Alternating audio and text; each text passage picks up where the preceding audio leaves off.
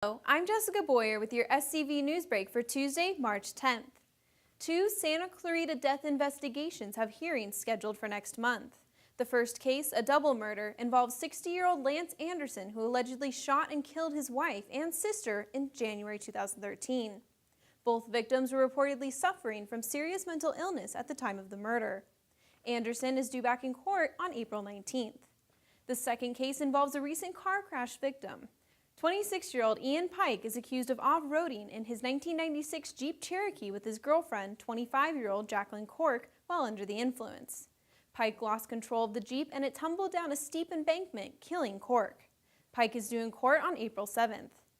Vareen is heading to the New York Giants.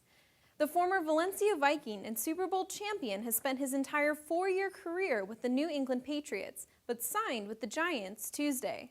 Vareen was an unrestricted free agent for the first time this offseason and entered the market after playing in every game last season. 26-year-old Vareen was not a regular starter for the Patriots, but made contributions to the team as a runner and a receiver.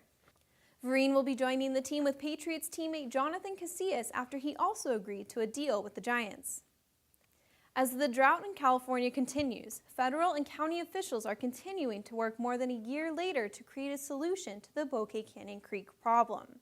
About 40 comments were submitted during the public comment period for the proposed solution that could restore the habitat and biological function of the creek, including saving the unarmored three-spined stickleback by removing the silt buildup in the creek.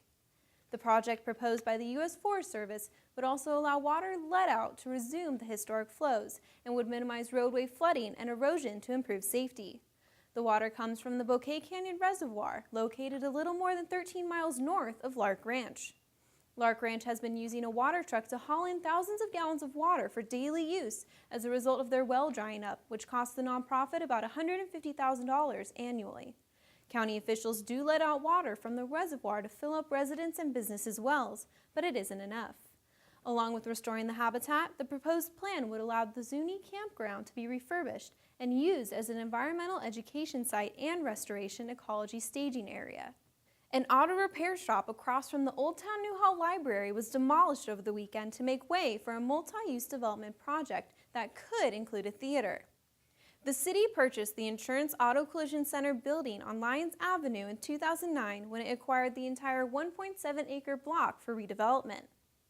It demolished the other buildings in June 2012, but had to wait for the Insurance Auto Collision business owner's lease to expire at the end of 2014 before it could demolish the 1946 auto shop building. According to a February 24th city staff report, the plan calls for the city to select a developer to create a mixed-use project on the site that combines retail and residential uses, a theater component, and public parking. A concept for the development of the project should go before the City Council this summer, according to the staff report.